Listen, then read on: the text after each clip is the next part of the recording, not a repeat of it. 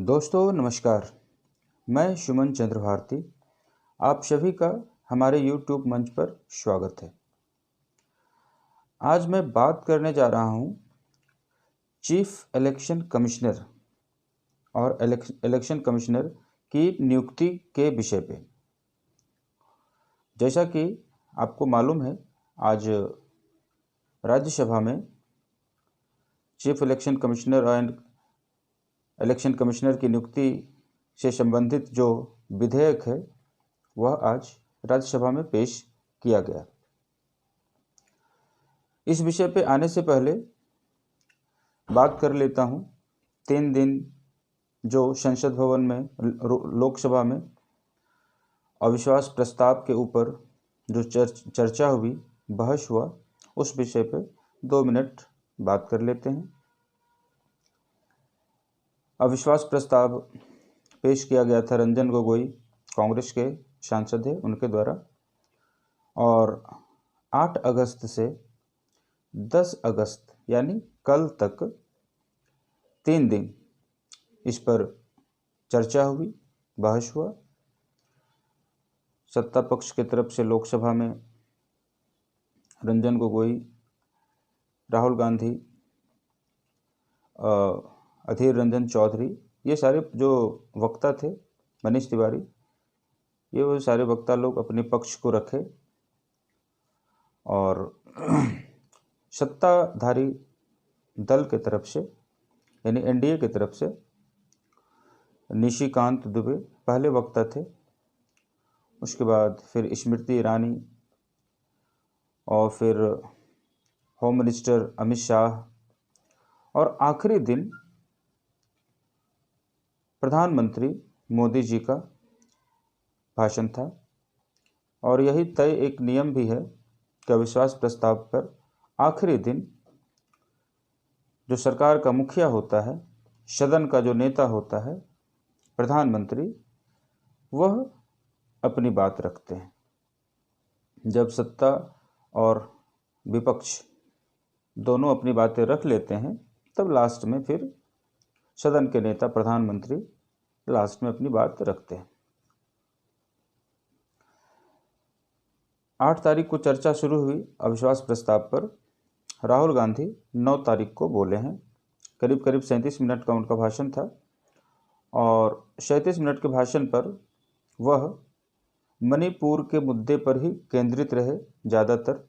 37 minute के भाषण में करीब 16-17 मिनट उन्होंने मणिपुर के मुद्दों को उठाया, क्योंकि अविश्वास प्रस्ताव मणिपुर के मुद्दों को लेकर ही लाया गया था। जो मणिपुर में वायलेंस, हिंसा हो रही है, और वहाँ पे जो गैंग रेप के इतनी वारदात आ रहे हैं, एक दूसरे को मारा जा रहा है, बंकर बनाकर लोग रह रहे हैं, शरणार्थी कैंप में 50 से 60 हज़ार लोग शरणार्थी कैंपों में जाकर रह रहे हैं। तो इन सारे विषय को, क्योंकि मणिपुर राहुल गांधी गए भी थे, शरणार्थी कैंपों में गए थे, मैतेई समुदाय और कुकी समुदाय दोनों के कैंपों में वो गए थे, 2 दिन वहाँ पे वो रुके थे। तो उन्होंने अपनी जो बात है बोलने की, वो मणिपुर पे केंद्रित अपनी बात उन्होंने रखा। उन्होंने यह भी कहा कि मणिपुर में हिंदुस्तान की हत्या करी जा रही है। इस तरह के आरोप राहुल गांधी ने सरकार पर लगाए। उनके जवाब में अमित शाह करीब 8 तारीख को करीब 2 घंटे तक उन्होंने भाषण दिया। सरकार की अपनी उपलब्धियां जो है उनके बारे में गुणगान किया। उन्हें जो बोलना था बोला, फिर मणिपुर के बारे में भी बहुत कुछ बोला, क्योंकि अमित शाह भी 3 दिन के लिए मणिपुर गए हुए थे। हिंसा जब ये घटना घटी 3 मई से वहाँ पे ये हिंसा घटनी शुरू हुई मणिपुर में, उससे 1 महीने के बाद अमित शाह वहाँ गए थे। तो उन्होंने भी अपनी सारी बातें रखी। सरकार, केंद्र सरकार मणिपुर के लिए क्या कर रही है, उन्होंने अपनी सारी बातें वहाँ पे रखी। फिर मौका आया लास्ट दिन 10 तारीख को प्रधानमंत्री को बोलने का। प्रधानमंत्री भी 2 घंटा 12 मिनट तक अपनी बात रखी, और 2 घंटा 12 मिनट में आखिरी का 20 मिनट 25 मिनट जो है 15-20 मिनट उन्होंने मणिपुर पे बात किया। और जब प्रधानमंत्री बोल रहे थे उस वक्त 1.5 घंटे तक उनका भाषण को विपक्ष के सारे नेता सदन में बैठकर सुन रहे थे, लेकिन जब 1.5 घंटे तक मणिपुर के बारे में उन्होंने कुछ नहीं बोला तो तब सदन विपक्ष के सारे नेता लोकसभा से वॉकआउट कर गए। सारे लोग सदन से बाहर चले गए। उन्हें लगा कि अविश्वास प्रस्ताव मणिपुर को लेकर है और 1.5 घंटे से ज़्यादा ऊपर समय बीत चुके हैं और प्रधानमंत्री मणिपुर शब्द एक बार बोल भी नहीं रहे हैं, तो शायद मणिपुर पे नहीं बोलेंगे, ऐसा सोचकर उन लोगों ने वॉकआउट कर लिया। जब विपक्ष की सारी पार्टियां वॉकआउट कर गई तब प्रधानमंत्री अपने 2 घंटे 12 मिनट के भाषण के दरमियान आखिरी 15-20 मिनट उन्होंने मणिपुर के बारे में बोला और उसके लिए जिम्मेदार कांग्रेस को ठहराया, क्योंकि कांग्रेस की सरकार वहाँ पे रह चुकी है पहले भी, तो सब कुछ का जड़ कांग्रेस है, इस तरह से आरोप प्रधानमंत्री ने लगाया। तो ये रही बात अविश्वास प्रस्ताव की। और जब क्योंकि विपक्ष की पार्टियां निकल चुकी थी तो वोटिंग, क्योंकि अविश्वास प्रस्ताव में लास्ट में मतदान होता है, तो मतदान के वक्त भी विपक्ष की पार्टियां सदन में नहीं थी। तो ये रही बात अविश्वास प्रस्ताव की। तो अविश्वास प्रस्ताव जो है, विश्वास मत सरकार ने हासिल किया सदन में, एनडीए की सरकार ने। और अब जो आज का जो मुख्य विषय है वह है सीईसी चीफ इलेक्शन कमिश्नर और इलेक्शन कमिश्नर की नियुक्ति को लेकर राज्यसभा में विधेयक पेश किया गया है। आज तक संविधान में चीफ इलेक्शन कमिश्नर और इलेक्शन कमिश्नर को लेकर तय कोई नियम संविधान में वर्णित नहीं है और आए दिन जब चुनाव होते हैं तो इलेक्शन कमिश्नर पर बहुत सारे आरोप विपक्ष की पार्टियां लगाती रहती है। जाहिर सी बात है, सत्ता की पार्टी नहीं लगाती है, जो केंद्र में सरकार होती है वो नहीं लगाते हैं। विपक्ष की पार्टियां इलेक्शन कमीशन पर आरोप लगाते रहती हैं। बहुत बार ऐसा हुआ भी है। एक बार ऐसा हुआ था कि इलेक्शन कमीशन चुनाव की तिथि ऐलान करे उससे पहले ही अमित मालवीय हैं, बीजेपी के नेता हैं, सोशल मीडिया हेड हैं, उन्होंने शायद ये लीक कर दिया था, शायद ट्वीट करके लीक कर दिया था इलेक्शन की तिथि इलेक्शन कमीशन के बताने से पहले। तो उस समय भी बहुत ही बवाल हुआ था, इस तरह का कैसे हो सकता है, इलेक्शन कमीशन तिथि ऐलान करने से पहले कोई नेता कैसे बता सकता है। और ऐसे भी चुनाव के समय में भी आप देखे होंगे रैली में, क्योंकि रैली के समय में नेताओं के जुबान थोड़ा ज़्यादा खुल जाते हैं, बहुत तरह की बेढंगी बातें भी की जाती है एक दूसरे के खिलाफ। उस वक्त भी बहुत सारे आरोप लगते हैं इलेक्शन कमीशन पर कि विपक्ष की पार्टियों को नोटिस भेजे जाते हैं, कारण बताओ नोटिस, कि आपने ऐसा क्यों कहा, आपने आचार संहिता का उल्लंघन किया है ना। इस तरह की बहुत सारे नोटिस विपक्ष की पार्टियों को जाती रही है। पर वहीं पे सत्ता पक्ष के नेताओं को, शीर्ष से लेकर नीचे स्तर के नेता तक को भी कारण बताओ नोटिस नहीं भेजे जाते हैं। इस तरह का आरोप विपक्ष की पार्टियां लगाते रही है। सुप्रीम कोर्ट में भी ये मामला चल रहा था, लंबित था। सुप्रीम कोर्ट 5 मार्च 2023 को एक फैसला सुनाया इसी संबंध में, चीफ इलेक्शन कमिश्नर और इलेक्शन कमिश्नर की नियुक्ति को लेकर एक फैसला सुनाया। उन्होंने उस फैसले में ये भी कहा कि सरकार को चीफ इलेक्शन कमिश्नर, चुनाव आयोग, चुनाव आयुक्त और चुनाव आयुक्तों के लिए, चुनाव कमिश्नर आयुक्त जो हैं उनके लिए एक नियम बनानी चाहिए। जब तक वह नियम नहीं बन जाए, जब तक संविधान में संशोधन ना हो जाए, तब तक के लिए उन्होंने फैसला दिया था कि चुनाव आयुक्त की नियुक्ति, chief election commissioner and election commissioner की नियुक्ति में एक पैनल रहेगा। उस पैनल में प्रधानमंत्री रहेंगे LOP leader of opposition plus CJI chief justice of India. ये तीन व्यक्तियों की पैनल रहेगी। ये तीन व्यक्ति मिल करके नाम सुझाएंगे, नामों पे चर्चा करेंगे और वो उस नाम को फिर 2 in 1 मतलब जिस व्यक्ति के लिए 2 आदमी सहमत होंगे, फिर वो नाम राष्ट्रपति जी को भेजा जाएगा और फिर राष्ट्रपति जी उनका नियुक्ति करेंगे। तो ये था सुप्रीम कोर्ट का फैसला 5 मार्च 2023 को। पर इसमें क्या दिक्कत थी जो सत्ताधारी दल को, NDA को या BJP गवर्नमेंट को इसमें दिक्कत और मुसीबत क्या समझ में आई? लीडर ऑफ ऑपोजिशन कांग्रेस के हैं, आज के समय में मल्लिकार्जुन खड़गे हैं लोकसभा के, प्रधानमंत्री और CJI chief justice of India. तो अगर LOP और CJI ये दोनों अगर किसी एक नाम को तय करते हैं तो फिर वो नाम राष्ट्रपति जी के पास चला जाएगा चीफ इलेक्शन कमिश्नर के नियुक्ति के लिए। तो यहाँ पे थोड़ा दिक्कत समझ में आने लग गया NDA को, BJP सरकार को, कि मन माफिक चुनाव आयुक्त मुझे मिलेगा नहीं। इसके लिए से अंदर में वो छटपटाहट थी। आज तक जो चुनाव आयुक्त की नियुक्ति हो रही है, प्रधानमंत्री और उनके कैबिनेट के लोग तय करते हैं नाम को कि किन्हें चुनाव आयुक्त बनाना है और फिर उस नाम को राष्ट्रपति जी को भेजा जाता है और राष्ट्रपति जी फिर उस पर मुहर लगाकर उन्हें चुनाव आयुक्त नियुक्त करते हैं।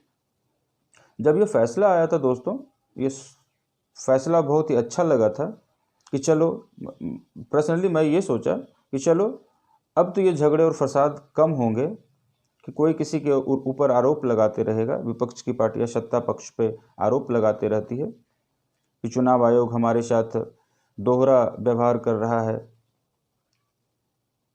तो इस तरह के आरोप से बचेंगे और ये बहुत ही अच्छा फैसला होता कि लीडर ऑफ ऑपोजिशन, प्रधानमंत्री और CJI ये तीन लोग मिल करके, या फिर ऐसा होता कि तीनों की सहमति एक नाम पे होती और फिर राष्ट्रपति उन्हें नियुक्त करते।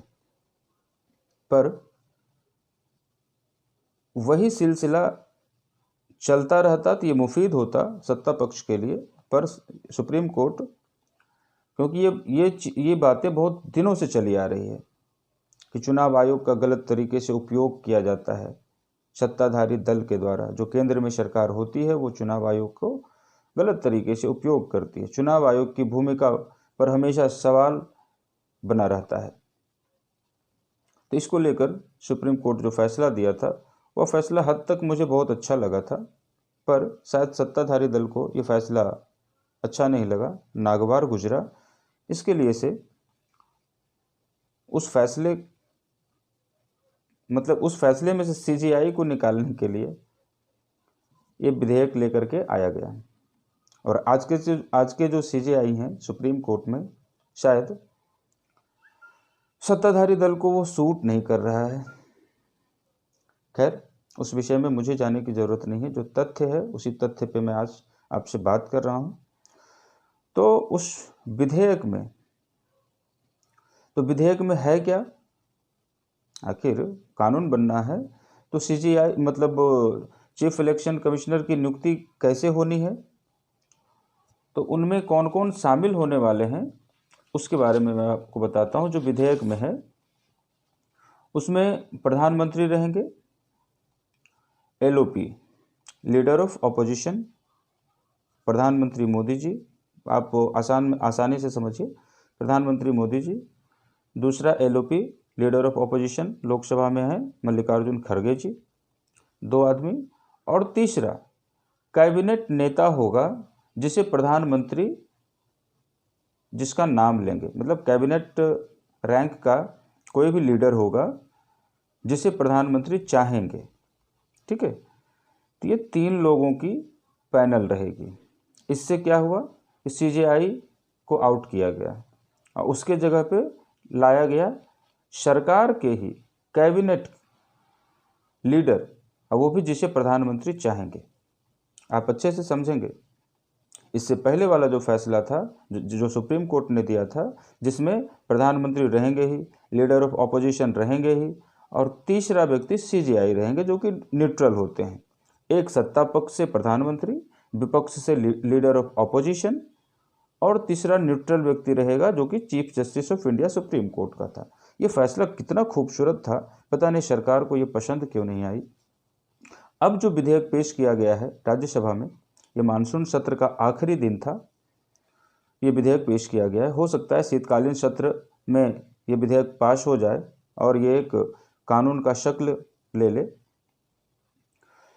तो इसमें क्या है दोस्त, पीएम सत्ताधारी दल से, कैबिनेट लीडर, सरकार में जो कैबिनेट हैं, कैबिनेट के लीडर हैं सत्ताधारी दल से, और एक बच गए लीडर ऑफ ऑपोजिशन, वो विपक्ष से। यानी 2 सत्ताधारी दल के नेता, एक प्रधानमंत्री, एक कैबिनेट लीडर, 2, और इधर एक लीडर ऑफ ऑपोजिशन। तो फिर लीडर ऑफ ऑपोजिशन को रखने की जरूरत ही क्या थी?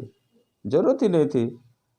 इसी में से एक और संख्या बढ़ा दी जाती, कैबिनेट के और किसी एक मंत्री को रख लिया जाता। लीडर ऑफ ऑपोजिशन अकेला क्या करेगा जब ये दोनों किसी एक नाम पे सहमत हो जाएंगे? प्रधानमंत्री और प्रधानमंत्री के द्वारा सुझाए हुए कोई कैबिनेट लीडर, 2 व्यक्ति अगर किसी एक नाम पे सहमत हो जाते हैं, तो फिर ये तीसरा व्यक्ति क्या करेगा? लीडर ऑफ ऑपोजिशन कुछ नहीं, तो नाम तो आगे वही जाएगा राष्ट्रपति जी के पास, जिन्हें कि चुनाव आयुक्त नियुक्त करना है। तो ये विधेयक थोड़ा सा अटपटा लग रहा है। ठीक है, सुप्रीम कोर्ट का वो फैसला था और सरकार चाहती, जिस तरह से सुप्रीम कोर्ट ने कहा कि जब तक कोई तय नियम ना बन जाए, तय कानून ना बन जाए, तब तक इस ढर्रे पे हम चलेंगे चुनाव आयुक्त की नियुक्ति को लेकर कि ये 3 व्यक्ति चुनाव आयुक्त का नियुक्ति करेंगे। चुनाव आयुक्त के नाम को सुझाएंगे, ये 3 लोगों का पैनल रहेगा। अगर सरकार चाहती तो विधेयक में इन्हीं तीनों लोगों को शामिल करना चाहिए था, जिससे कि पारदर्शिता बनी रहती। लेकिन अभी जो विधेयक लाया गया है उसमें पारदर्शिता की कमी है, ऐसा मुझे महसूस होता है। क्योंकि मैं जिस तरह से आपको बताया कि 2 लोग एक ही पार्टी से रहेंगे या एक ही गठबंधन के रहेंगे, प्रधानमंत्री और दूसरा कैबिनेट के वो नाम जिसे प्रधानमंत्री चाहेंगे, जिसका नाम वो लेंगे, वो 2 लोग, और तीसरा लीडर ऑफ ऑपोजिशन। आप समझ सकते हैं। अगर आप मेरी ये पूरी वीडियो समझेंगे तो सरकार की मंशा को भी समझ सकते हैं कि फिर सरकार मन माफिक चुनाव आयुक्त नहीं बना पाएंगे। अगर सुप्रीम कोर्ट के फैसले के अनुसार आगे बढ़ते और चुनाव आयुक्त की नियुक्ति करवाते, तो फिर जो भी व्यक्ति चुनाव आयुक्त बनता, मुख्य चुनाव आयुक्त बनता, शायद उसकी रीढ़ की हड्डी सीधी रहती, क्योंकि उसे चुनने में सीजेआई, लीडर ऑफ ऑपोजिशन और प्राइम मिनिस्टर तीनों मिलकर उसे चुने हैं। उनका तराजू हो सकता है बराबर रहता है, एक तरफ झुका हुआ नहीं दिखता। तो दोस्तों, मैं आपको बहुत ही सिंपल सी भाषा में इस बात को समझाने की कोशिश की है। शायद आप पूरी बात मेरी सुनेंगे तो शायद आपको समझ में आ जाएगी। तो आज मुझे इसी विषय पे बात करनी थी और मुझे लगता है कि मैंने अपनी सारी बात रख दी है, और फिर किसी अन्य मुद्दे पर, देश के किसी महत्वपूर्ण मुद्दे पर फिर मैं आगे अपनी बात रखूँगा। तब तक के लिए धन्यवाद दोस्तों।